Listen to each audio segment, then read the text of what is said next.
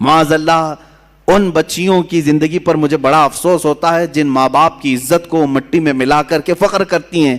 یہ سب کہاں سے ہو رہا ہے جانتے ہیں؟ یہ سب اسی ٹیلی ویژن سے، انٹرنیٹ سے اور سیریلوں سے.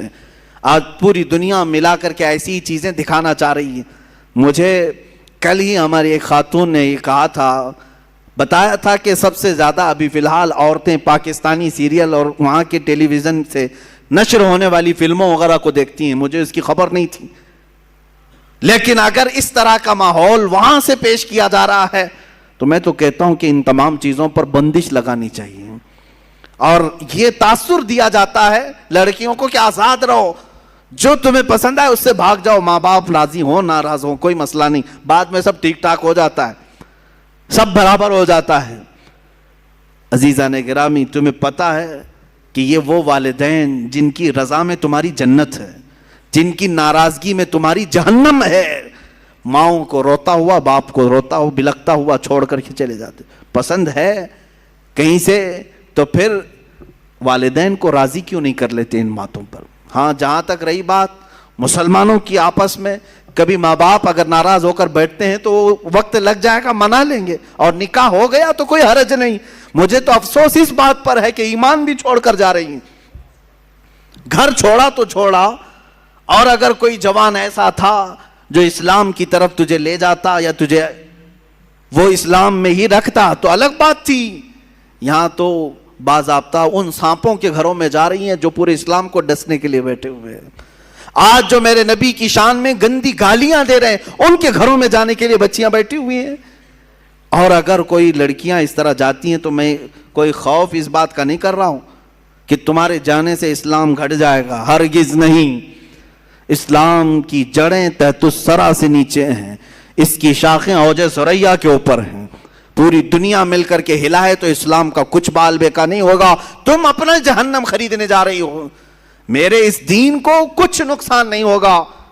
4 لڑکیاں چلی جائیں تو کیا اسلام میں ختم ہو جائے گا؟ یہ اس سمندر کا نام ہے جس سے چلو بھر پانی نکلنے سے سمندر کا کچھ بگڑتا نہیں، کچھ نہیں بگڑتا. ہاں یہ جو جتنے بھی ڈھونگی ہیں، جتنے بھی پاکھنڈی ہیں، جتنے بھی سنگھی ہیں، جس طرح کے یہ اعلانات علی اعلان کر کے ہمارا دل جلانے کی کوشش کرتے ہیں کہ ہم ان کو ان کے مذہب سے دور کریں گے اور اپنے گھر کی بہو بنا کر کے لائیں گے. باضابطہ اس پر تنظیمیں بن رہی ہیں، سنگٹن بن رہی ہیں، اور اس پر نہ پولیس کچھ کرنا چاہتی ہے نہ حکومت کچھ کرنا چاہتی، کیونکہ ان کے 1000 گناہ بھی ان کے نزدیک معاف ہیں. ہاں اگر وہ دھرم پریورتن کریں تو یہ اصل کی طرف آنے کی بات ہوگی، اور اگر ہم تبلیغ کریں تو آتنکوادی ہو جائیں گے. ہمارے لیے دہشت گردی کا لفظ انہوں نے بنا کر کے رکھا ہوا ہے. اے مسلمانوں، اب صفائی دینا اور ڈیفنس کرنا چھوڑ دیں کہ ہم ایسے نہیں ویسے نہیں. یہ کون ہوتے ہیں ان کو صفائی دینے والے ہیں؟ نہ یہ ہمیں سزا دینے والے نہ جزا دینے والے ہیں. اسلام اپنی حقانیت پر کل بھی زندہ تھا، آج بھی اور ہمیشہ رہے گا، اور اللہ رب العزت سے ہمارا تعلق ہے، وہ ہمیں سزا و جزا دینے والا ہے. اب یہاں پر بات یہ دگلی پالیسی کی، ہیپوکریسی جس کو کہتے ہیں، منافقت جس کو کہتے ہیں، وہ ہماری حکومتیں کرتی ہیں. کیا ایسی سنگٹنوں کو نہیں کہا جاتا کہ تم یہ نفرت پھیلا رہے ہو، زہر پھیلا رہے ہو؟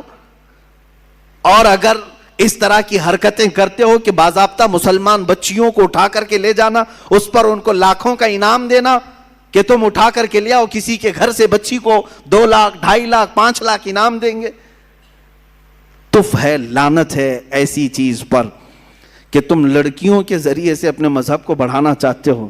ہم اپنی گردنوں سے اسلام کو فروغ دینا چاہتے ہیں. ہاں یہ نیچ طریقے سے نہیں، کسی اس طرح کے ہلکے طریقے سے نہیں جو یہودی کرتے رہے، عیسائی کرتے رہے، اپنی بیٹیاں سجا سجا کر کے دیتے رہے یا دوسروں کی لڑکیوں کے ذریعے سے گھستے رہے.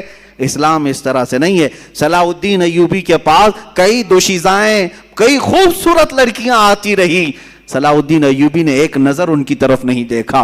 تمہیں معلوم ہے سلطان الہند غریب نواز کے پاس 40 دن تک ایک لڑکی جاتی رہی صرف اپنے دامے فریب میں پھنسانے کے لیے کہ ہماری طرف آ جائے. راجے کی بیٹی تھی لیکن 40 دن تک اس مرد قلندر نے ایک نظر تک نہیں دیکھا. 40 دن کے بعد وہ خود فدا ہوئی اور دائرہ اسلام میں داخل ہوئی.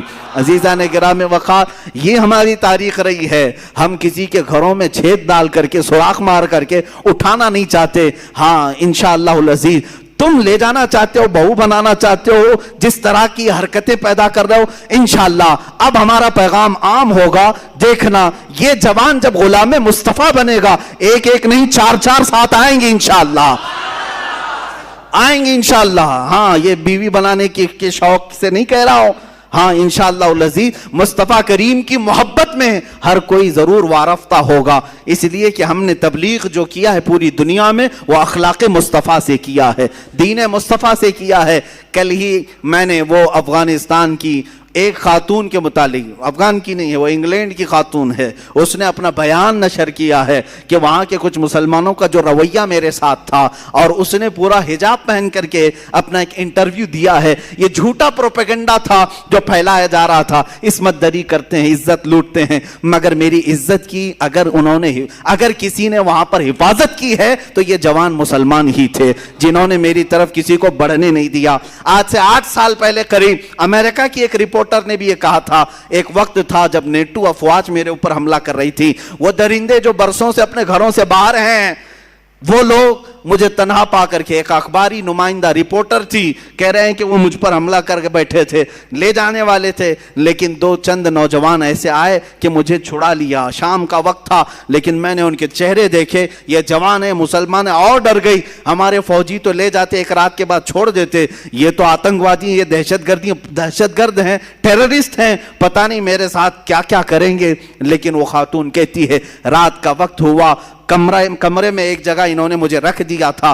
رات کے وقت تھوڑا سا دروازہ کھلا اور کھانے کا برتن میرے اندر آیا، میں نے کھانا کھایا. میرے کپڑے کچھ جگہ سے پھٹے ہوئے تھے، جھاڑیاں لگ کر کے. وہ کہتی ہے کہ رات کے وقت ایک جوڑا کپڑا بھی آیا، دوسرے دن ناشتہ بھی آیا، کھانا بھی آیا.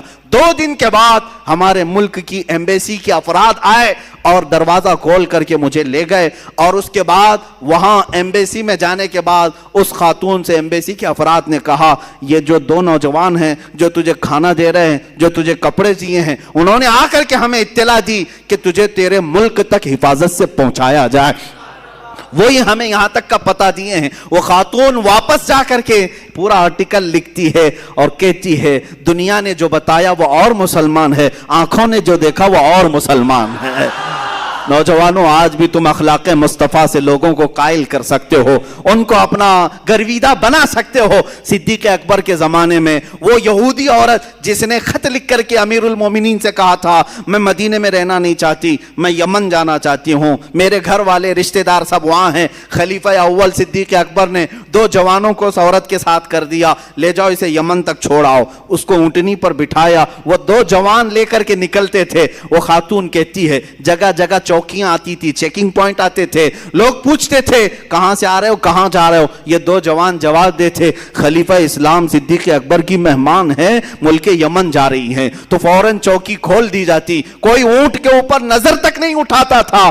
پورے یمن پہنچ گئی. وہ کہتی ہے خاتون یہودی عورت کہ پورے سفر ساتھ رہنے والے 2 جوانوں نے سر اٹھا کر میری طرف دیکھا نہیں. پہنچی وہاں پر تو اپنے پورے خاندان والوں کو بلایا اور سب رشتہ داروں کو جمع کر کے کہتی ہے اے میرے عزیزو، تمہاری وجہ سے میں مدینہ چھوڑ کر کے آئی، اب تم سب کے سب گواہ ہو جاؤ، میں اسلام لاتی ہوں، مدینہ واپس جاتی ہوں.